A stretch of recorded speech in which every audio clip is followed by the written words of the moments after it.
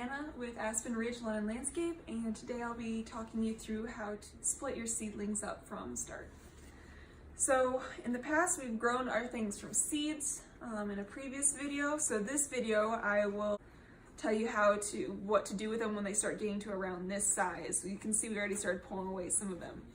So you have your basic small things, and then you have a slightly bigger one. Now you can use a Dixie cup at home or a small container, basically anything you have as long as it's bigger than your original one and that it has drainage.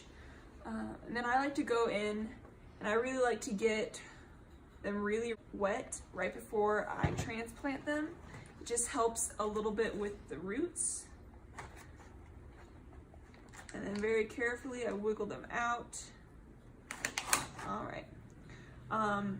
Now if you have a lot of plants started, but you only need 2 or 3 and you're not planning on getting rid of a lot, you can go ahead and actually either pinch or cut out the smaller ones, leaving the biggest one in each container.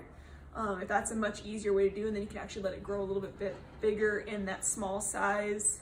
And that just is cutting it down the competition, so that one gets really, really healthy. But since I want to save as many of these, I'm just going to split up them.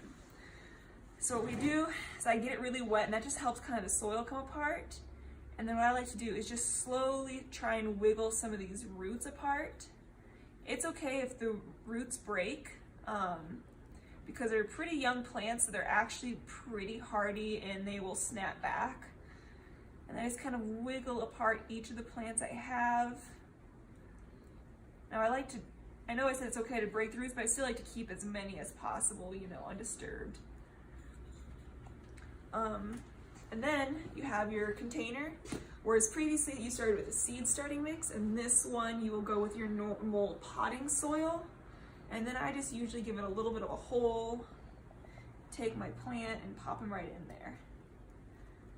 Compact it in, and then once I get a couple of them done there, make sure it's nice and sturdy, I'll go ahead and water them in. Now if you wanted to, if you have a slightly bigger pot, you could put more than one plant in a pot and just spread them out so they have enough room to fill in.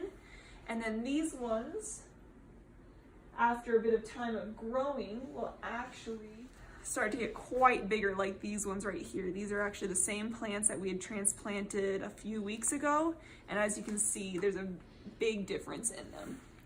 Now we probably won't transplant these again until we sell them, but if you really want to, you could. If you wanted to put them as smaller and then eventually put them in whatever container or the ground that you wanted.